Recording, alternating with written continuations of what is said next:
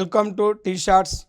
ఆర్థిక సంస్కరణలో భాగంగా ప్రపంచీకరణ వల్ల ప్రయోజనాలు, గ్లోబలైజేషన్ వల్ల ప్రయోజనాలు, గ్లోబలైజేషన్ వల్ల ప్రయోజనాలు, బెనిఫిట్స్ ఆఫ్ గ్లోబలైజేషన్. అంటే ప్రపంచీకరణ అనేది ప్రపంచ దేశాల మధ్య దూరాన్ని తగ్గిస్తుంది. కాబట్టి ఈ ప్రపంచీకరణ వల్ల ఏం ప్రయోజనం ఉందంటే మనకు రుణభారం లేని పెట్టుబడులు వస్తాయి. అంటే విదేశీయులే వచ్చి మన దేశంలో పెట్టుబడి పెట్టడం వల్ల మనకు అప్పు తీసుకునే భారం ఉండదు. అందుకే రుణభారం లేని పెట్టుబడులు వస్తాయి. వినియోగదారులకు నాణ్యమైన వస్తు సేవలు లభిస్తాయి. అంటే క్వాలిటీ గూడ్స్ అనేవి మనకు లభిస్తాయి. అంటే వివిధ దేశాల వస్తువులు మన దేశ మార్కెట్లో ఉండటం వల్ల మనకు నచ్చిన క్వాలిటీ వస్తువును కొనుక్కోవచ్చు. ధర తక్కువ ఉండి క్వాలిటీ ఎక్కువ ఉన్న వస్తువులు మనం కొనుక్కోవచ్చు. అంటే నాణ్యమైన వస్తు సేవలు మనకు లభిస్తాయి. అది రెండో ప్రయోజనము. మూడో ప్రయోజనము, విదేశీ సాంకేతిక పరిజ్ఞానం మన దేశంలో వృద్ధి చెందుతుంది. అంటే ఫారెన్ టెక్నాలజీ డెవలప్మెంట్ అవుతుంది ప్రపంచీకరణ వల్ల. మరి నాలుగో ప్రయోజనాన్ని మనం తీసుకుంటే, ప్రపంచీకరణ వల్ల ఏం ప్రయోజనం అంటే మెయిన్గా ఇక్కడ 91 తర్వాత ఇక్కడ అల్ప వేతనాలున్న రంగాల్లో, అంటే అల్ప వేతనాలున్న రంగాల్లో స్త్రీలకు ఉపాధి అవకాశాలు పెరిగినాయి. అంటే ఇక్కడ స్త్రీలకు ఉద్యోగ అవకాశాలు పెంచింది ప్రపంచీకరణ. ఎలా అంటే కాల్ సెంటర్లో కానీ, రిసెప్షన్స్లో కానీ, మరి ఇక్కడ కాల్ సెంటర్లు అంటాం, రిసెప్షన్లు అంటాం. మరి ఇంకా మనం జనరల్గా చూస్తే రకరకాల షాపింగ్ మాల్లో కానీ ఇలాంటి సంస్థలలో అంటే ఉద్యోగాలు చేసే అవకాశం స్త్రీలకు కల్పించింది. అంటే తక్కువ వేతనాలున్న రంగాల్లో ఉద్యోగ అవకాశాలను ప్రపంచీకరణ పెంచిందంటే 91 తర్వాత మహిళలు ఆర్థిక కార్యకలాపాల్లో పాల్గొంటున్నారు. ఇది మహిళలకు ఉపాధి అవకాశాలను విస్తృతం చేసినవి ప్రపంచీకరణ అని కూడా మనం చెప్పుకోవచ్చు. మరి ఇంకా మనం జనరల్గా చూస్తే ఈ ప్రపంచీకరణ మన దేశంలో సక్సెస్ కావాలంటే మెయిన్గా ప్రపంచీకరణకు ఉండవలసిన కొన్ని నిబంధనలు ఏంటిదంటే ప్రభుత్వ ప్రోత్సాహం ఉండాలి. Encouragement of government. అంటే ప్రభుత్వ ప్రోత్సాహం ఉన్నప్పుడు మన దేశంలో ప్రపంచీకరణ అనేది విజయవంతం అవుతుంది. మరియు ప్రపంచీకరణ విజయవంతం కావాలంటే మంచి అవస్థాపన సౌకర్యాలు ఉండాలి. అంటే చూడండి, అంటే మన ప్రభుత్వం ఇన్ఫ్రాస్ట్రక్చర్ కనుక ప్రొవైడ్ చేస్తే అనేక బహుళజాతి సంస్థలు వచ్చి మన దేశంలో పెట్టుబడులు పెడతాయి. ఇవాళ మనం ఎగ్జాంపుల్ తీసుకుంటే కార్గిల్ ఫుడ్ అనే అమెరికా దేశం చెందిన బహుళజాతి సంస్థ మన దేశంలో ఫారక్ ఫుడ్ అనే బహుళజాతి సంస్థతో ఒప్పందం చేసుకొని ఇవాళ మన దేశంలో ఇక్కడ ఆయిల్ ప్యాకెట్లను ఉత్పత్తి చేస్తుంది. ఇవాళ మన దేశంలో కార్ల కంపెనీ, అంటే అమెరికా దేశానికి చెందిన కార్ల కంపెనీ ఫోర్డ్ మోటార్స్ అనే కార్ల కంపెనీ మన దేశంలో ఇక్కడ మహేంద్ర అనే కార్ల కంపెనీతో ఒప్పందం చేసుకొని కూడా చెన్నైలో 1990లో ఇక్కడ ఫోర్డ్ మోటార్ అనే కంపెనీ కూడా లాంచ్ చేయటం జరిగింది. ఇవాళ మన దేశ బహుళజాతి సంస్థలను పరిశీలించినట్లయితే టాటా మోటార్స్ కానీ, ఇన్ఫోసిస్ కానీ, మరి జనరల్గా చూస్తే ఏషియన్ పెయింట్స్ కానీ ఇలాంటి భారతదేశం యొక్క బహుళజాతి సంస్థలను కూడా కొన్నిటిని మనం చెప్పుకోవచ్చు. అంటే బహుళజాతి సంస్థల వల్ల వెనకబడిన ప్రాంతాలు కూడా అభివృద్ధి చెందుతాయి. అంటే వెనకబడిన ప్రాంతాలు అభివృద్ధి చెందాలంటే మెయిన్గా బహుళజాతి సంస్థలు రావాలంటే మన ప్రభుత్వం కూడా అవస్థాపన సౌకర్యాలు కల్పించాలి. అవస్థాపన సౌకర్యాలు, ప్రభుత్వ ప్రోత్సాహము, పోటీతత్వము మరి ఇవి వాస్తవానికి ప్రపంచీకరణకు ఉండవలసిన నిబంధనలుగా మనం చెప్పుకోవచ్చు. మరి ఇప్పుడు జనరల్గా ప్రపంచీకరణ మన దేశంలోకి విదేశ పెట్టుబడులను తీసుకొస్తుంది. విదేశ ప్రత్యక్ష పెట్టుబడులో ఇక్కడ ఫారెన్ డైరెక్ట్ ఇన్వెస్ట్మెంట్స్. మరి ఫారెన్ డైరెక్ట్ ఇన్వెస్ట్మెంట్స్ అంటున్నాం, విదేశ ప్రత్యక్ష పెట్టుబడులు అంటున్నాం. ఒక దేశంలో పెట్టే పెట్టుబడులనే విదేశ ప్రత్యక్ష పెట్టుబడులు అంటారు. ఒక దేశం అభివృద్ధి చెందాలంటే ఇక్కడ విదేశ ప్రత్యక్ష పెట్టుబడుల మీద ఆధారపడి ఉంటుంది. అంటే ఫారెన్ ఇన్స్టిట్యూషన్ ఇన్వెస్ట్మెంట్, విదేశీ సంస్థాగత పెట్టుబడులు వేరు, విదేశ ప్రత్యక్ష పెట్టుబడులు వేరు. Foreign institution investments, foreign direct investment అంటే ఎఫ్డిఐలు అంటే దీర్ఘకాలిక పెట్టుబడులు. ఎఫ్ఐఐ అంటే స్వల్పకాలిక పెట్టుబడులు. స్టాక్ మార్కెట్లో పెట్టే పెట్టుబడులను ఎఫ్ఐఐలు అంటారు. ఇక్కడ ఒక దేశ పారిశ్రామిక రంగంలో పెట్టే పెట్టుబడులను ఎఫ్డిఐలు అంటారు. పారిశ్రామిక రంగం కావచ్చు, సేవా రంగం కావచ్చు, దాంట్లో పెట్టే పెట్టుబడులు ఎఫ్డిఐలు అంటారు. అంటే మనం జనరల్గా ఈ ఫారెన్ డైరెక్ట్ ఇన్వెస్ట్మెంట్స్ అనేది మనం పరిగణలోకి తీసుకుంటే ఈ విదేశ ప్రత్యక్ష పెట్టుబడులకు సంబంధించి ఒక నివేదికను ప్రతి సంవత్సరం అక్టాడ్ రిలీజ్ చేస్తుంది. అక్టాడ్ అనే సంస్థ రిలీజ్ చేస్తుంది. మరి అక్టాడ్ అనే సంస్థ United nation conference trade and development అనేది అక్టాడ్ అనేది రిలీజ్ చేస్తుంది. దేనికి సంబంధించి అంటే విదేశ ప్రత్యక్ష పెట్టుబడులకు సంబంధించి. మరి ఈ అక్టాడ్ 2024 జూన్ 20వ తారీఖు నాడు అక్టాడ్ నివేదికను విడుదల చేయటం జరిగింది. 2024 జూన్ 20న అక్టాడ్ నివేదికను రిలీజ్ చేయటం జరిగింది. ఈ విదేశ ప్రత్యక్ష పెట్టుబడులు అత్యధికంగా ఆకర్షిస్తున్న దేశాలలో భారతదేశం 15th ప్లేస్. అంటే విదేశ ప్రత్యక్ష పెట్టుబడులను అత్యధికంగా ఆకర్షిస్తున్న దేశాల్లో భారతదేశం 15వ స్థానంలో ఉందంటే మనకంటే విదేశ ప్రత్యక్ష పెట్టుబడులు ఎక్కువగా ఆకర్షిస్తున్న దేశాలు 14 దేశాలు ఉన్నాయి. మరి 14 దేశాలు ఉన్నాయంటే మనం 15వ స్థానంలో ఉంటామంటే చాలా వెనకబడి ఉన్నాం. ఇప్పుడు మనం జనరల్గా చూస్తే విదేశ ప్రత్యక్ష పెట్టుబడులను ఎక్కువగా ఆకర్షించే దేశాలు చూడండి. మరి అందులో యాజ్ పర్ యుఎస్ఏ అంటే United states of America first ప్లేస్లో ఉంటే, చైనా సెకండ్ ప్లేస్లో ఉంటే, సింగపూర్ థర్డ్ ప్లేస్లో ఉంది. అంటే ఇవాళ యుఎస్ఏ $388.08 మిలియన్ విదేశ పెట్టుబడులను ఆకర్షిస్తే, చైనా $180.17 మిలియన్ విదేశ ప్రత్యక్ష పెట్టుబడులను అనుసరిస్తే, సింగపూర్ $140.84 మిలియన్ విదేశ ప్రత్యక్ష పెట్టుబడులను ఆకర్షించింది. మనకి ఈ డేటా అనేది పోటీ పరీక్షల్లో రాదు. జస్ట్ మనకు అడిగేది ఈ పాయింట్లు అడుగుతారు. విదేశ ప్రత్యక్ష పెట్టుబడులను ఎక్కువగా ఆకర్షించే దేశాలు ఏంటి అంటాడు. మరి ఎక్కువగా ఆకర్షించే దేశాలు ఏంటి అన్నప్పుడు USA, United states of America, 2 China, 3 Singapore. ఇది ఒక పాయింట్. మరి మన దేశంలో అత్యధికంగా విదేశ ప్రత్యక్ష పెట్టుబడులు పెడుతున్న దేశాలు 2023-24 ప్రకారం భారతదేశంలో అత్యధికంగా విదేశ ప్రత్యక్ష పెట్టుబడులు పెడుతున్న దేశాలు. ఇది గ్రూప్ 1 ఫిలిమ్స్లో అడిగింది. మరి అప్పుడు అడిగినప్పుడు ఆ ఫిలిమ్స్ ఎగ్జామ్ ఎప్పుడు సింగపూర్ ఉంది, మళ్ళీ ఇప్పుడు మారిషస్ వచ్చింది. మారిషస్, సింగపూర్ ఇవి మార్చుకుంటున్నాయి స్థానాలు కాబట్టి ఇది చాలా మనం ఎగ్జామ్ డేటు చూసుకొని మనం వెళ్ళాలి కాబట్టి ఆ ఎగ్జామ్ డేట్ నాటికి ఇవి అటు ఇటు మారుతున్నాయి. 2% డిఫరెన్స్ ఉంది. మరి అప్పుడు గ్రూప్ 1 ఫిలిమ్స్ ఎప్పుడు సింగపూర్ ఉంది, ఇప్పుడు మారిషస్ ఉంది. అంటే భారతదేశంలో అత్యధికంగా విదేశ ప్రత్యక్ష పెట్టుబడులను పెడుతున్న దేశాల్లో ఏ దేశం ఉంది అంటే మారిషస్ ఫస్ట్ ప్లేస్లో ఉంది. అంటే మారిషస్ అనేది 25% విదేశ ప్రత్యక్ష పెట్టుబడులు పెట్టిందండి. తర్వాత సింగపూర్ మన దేశంలో 23% విదేశ ప్రత్యక్ష పెట్టుబడులను సింగపూర్ పెడితే, అమెరికా 9% విదేశ ప్రత్యక్ష పెట్టుబడులు పెడుతుందండి. అంటే యుఎస్ఏ అంటే మన దేశంలో అత్యధికంగా విదేశ ప్రత్యక్ష పెట్టుబడులు పెడుతున్న దేశాలు 3 తెలిస్తే సార్ ఒక్కొక్కసారి 4 కూడా అడుగుతాడు. 3 తెలిస్తే 4 ఆప్షనల్ ఆటోమేటిక్గా మనకు 4 ఆప్షనల్ మనం గుర్తుపట్టవచ్చు. మరి ఇప్పుడు జనరల్గా నెక్స్ట్ మనం చూస్తే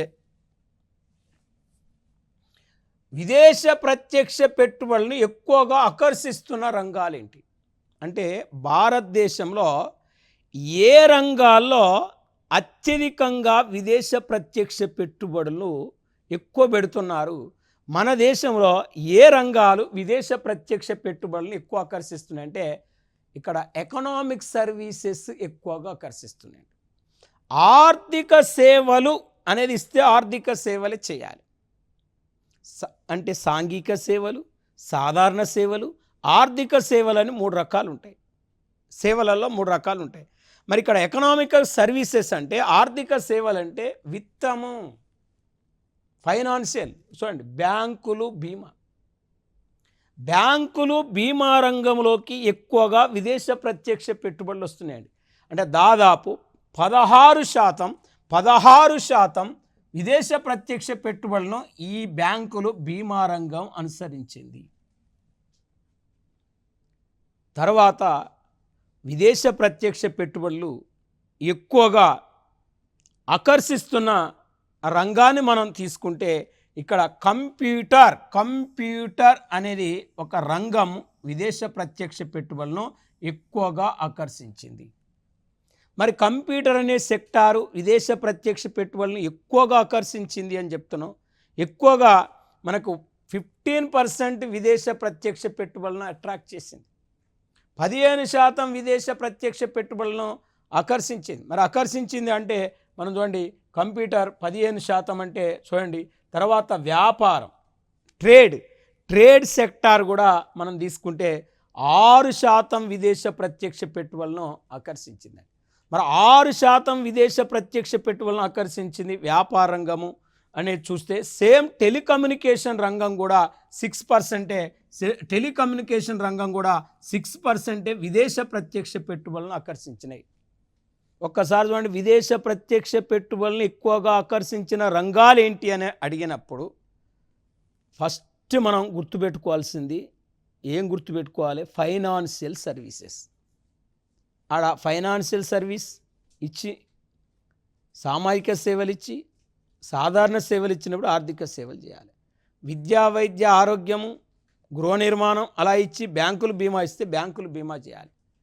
మరి రెండవది సాఫ్ట్వేర్, అంటే హార్డ్వేర్, మరి ఐబిఎం సేవలు, సాఫ్ట్వేర్, హార్డ్వేర్, ఐబిఎం సేవలు. ఇక్కడ కంప్యూటర్ అంటే ఐటీ సర్వీసెస్ మన దేశంలో ఎక్కువగా విదేశ పెట్టుబడులను ఆకర్షిస్తున్న రంగాల్లో మనకు ఐటీ సర్వీసెస్ కూడా ఉన్నాయి. దీన్ని మనం ఐటీ సర్వీసెస్ అంటాం. ఐటీ అంటే సాఫ్ట్వేర్, హార్డ్వేర్, ఐబిఎం. ఇక్కడ సాఫ్ట్వేర్ అండ్ హార్డ్వేర్ అండ్ మరి ఐబిఎం సర్వీసెస్ మన దేశంలో విదేశ ప్రత్యక్ష పెట్టుబడులను ఎక్కువగా ఆకర్షిస్తున్నాయండి. ఇక వ్యాపారం అంటే మనకు తెలుసు, టెలికమ్యూనికేషన్ అంటే తెలుసు. కాబట్టి ఇవి భారతదేశంలో విదేశ ప్రత్యక్ష పెట్టుబడులను ఎక్కువగా ఆకర్షిస్తున్న మెయిన్గా రంగాలైతే, మన దేశంలో విదేశ ప్రత్యక్ష పెట్టుబడులను ఎక్కువగా ఆకర్షిస్తున్న రాష్ట్రాలేంటి? భారతదేశంలో విదేశ పెట్టుబడులను ఎక్కువగా ఆకర్షిస్తున్న రాష్ట్రాలేంటి?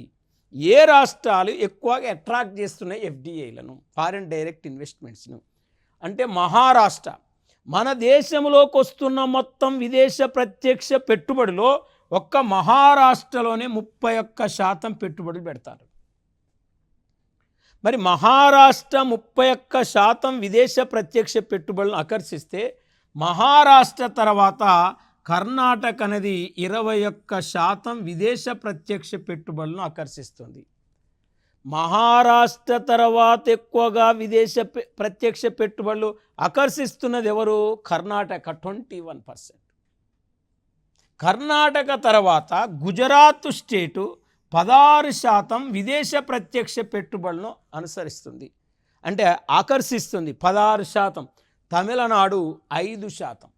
ఇప్పుడు ఒక్కసారి భారతదేశంలో విదేశ ప్రత్యక్ష పెట్టుబడులు ఎక్కువగా ఆకర్షిస్తున్న రాష్ట్రాలు ఏంటి అన్నప్పుడు Maharashtra first, Karnataka second, Gujarat third, Tamil Nadu fourth. ఇప్పుడు ఒక్కసారి మనం జనరల్గా చూడండి, ఇప్పుడు ఇంతసేపు చెప్పింది మనం జనరల్ గుర్తుపెట్టుకుంటే, ప్రపంచంలో విదేశ ప్రత్యక్ష పెట్టుబడులను ఆకర్షించే దేశాల్లో ఫస్ట్ USA, 2 చైనా, 3 సింగపూర్. ఇది నెంబర్ 1. మరి జనరల్గా మన దేశంలో ఎక్కువగా విదేశ ప్రత్యక్ష పెట్టుబడులు పెట్టే దేశాల్లో మారిషస్ ఫస్ట్ ఉంది, సింగపూర్ సెకండ్ ఉంది, యుఎస్ఏ థర్డ్ ఉంది.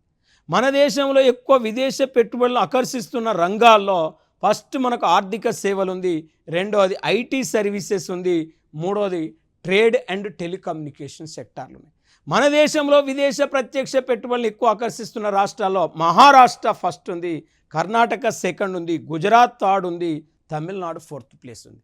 ఇప్పుడు నెక్స్ట్ మనం పరిగణలోకి తీసుకుంటే ఈ విదేశ ప్రత్యక్ష పెట్టుబడులు ఫారెన్ డైరెక్ట్ ఇన్వెస్ట్మెంట్స్ అంటే ఎఫ్డిఐ ఫారెన్ డైరెక్ట్ ఇన్వెస్ట్మెంట్స్, ఇందులో 49%, 51%, 74%, 100% విదేశ ప్రత్యక్ష పెట్టుబడులు కూడా అనుమతిస్తారు.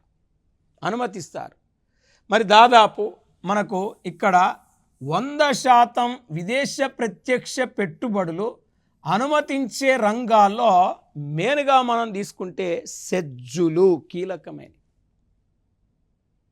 సెజ్జులు, స్పెషల్ ఎకనామిక్ జోన్స్. మరి ఇక్కడ పెట్రోలియం, వైమానిక, నూనె శుద్ధి, మరి ఇక్కడ వైమానిక, నూనె శుద్ధి, పెట్రోలియం, సెజ్జులు, ఈ కామర్సు, ట్రాన్స్పోర్టు, హోటళ్ళు, రెస్టారెంట్లు, ఫార్మాస్యూటికల్స్ ఇలాంటి రంగాల్లో 100% విదేశ ప్రత్యక్ష పెట్టుబడులను అనుమతించటం జరిగింది. మరి ఇప్పటి వరకు మన దేశంలో ఈ విదేశ ప్రత్యక్ష పెట్టుబడులు అనుమతించని రంగాలు prohibited to foreign direct investment which sector అంటాడు.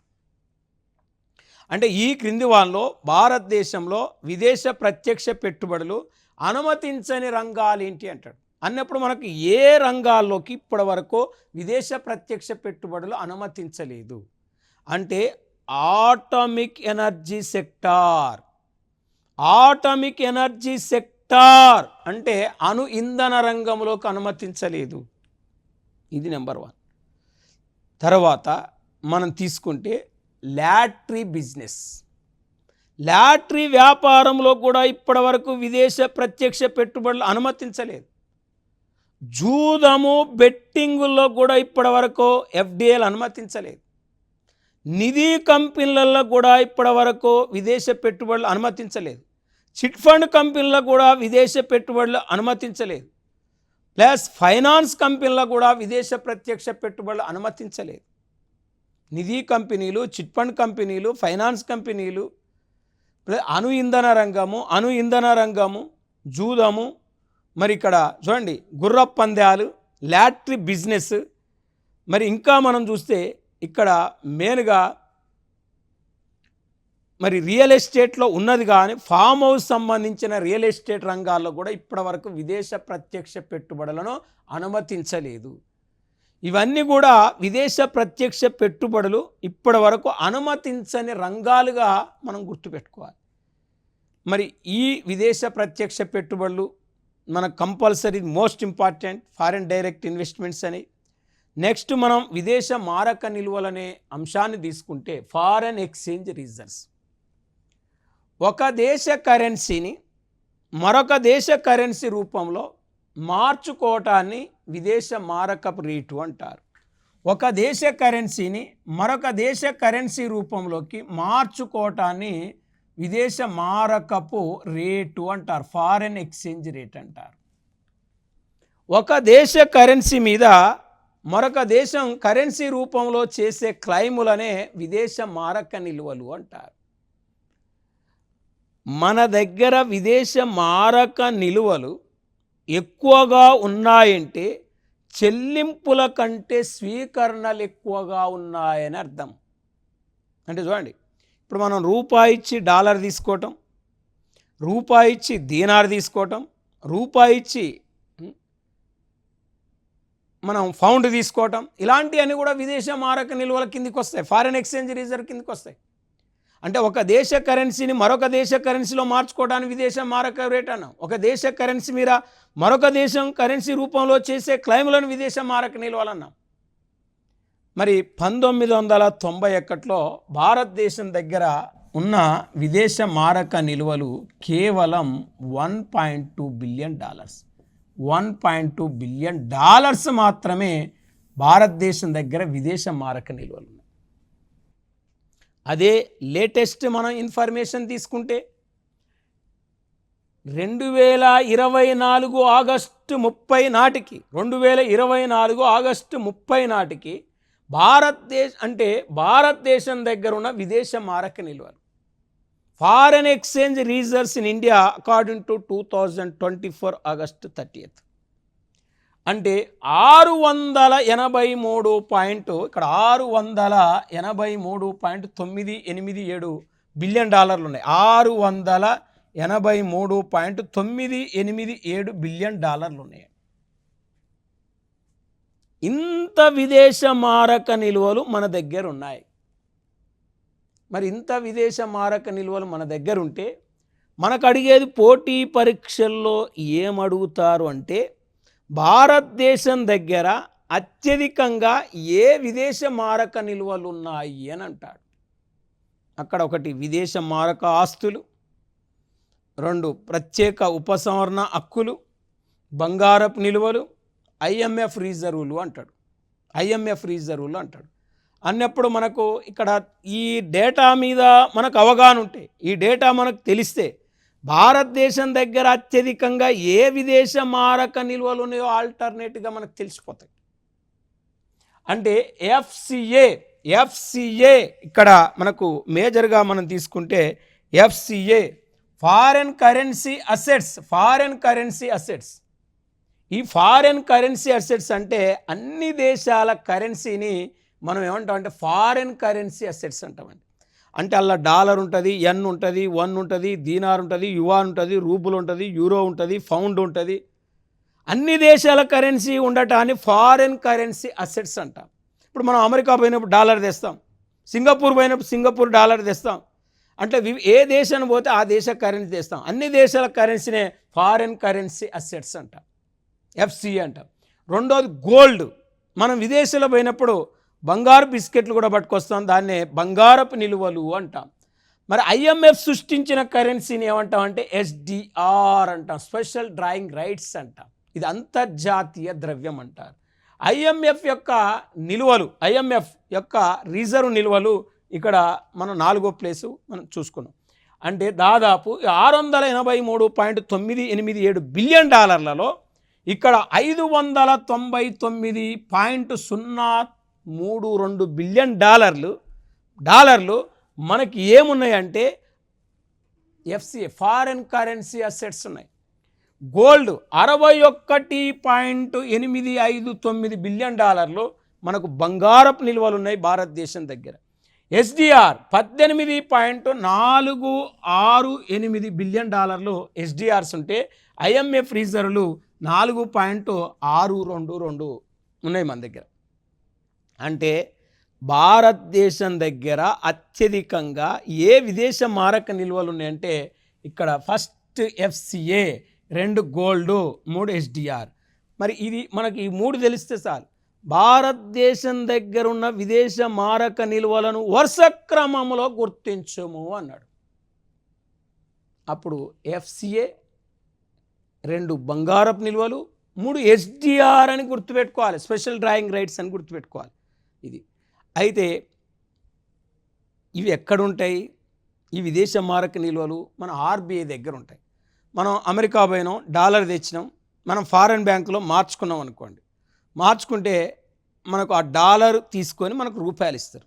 లేకపోతే మనం అమెరికా పోవాలనుకోండి, మన రూపాయి ఇస్తే మనకు డాలర్ ఇస్తారు.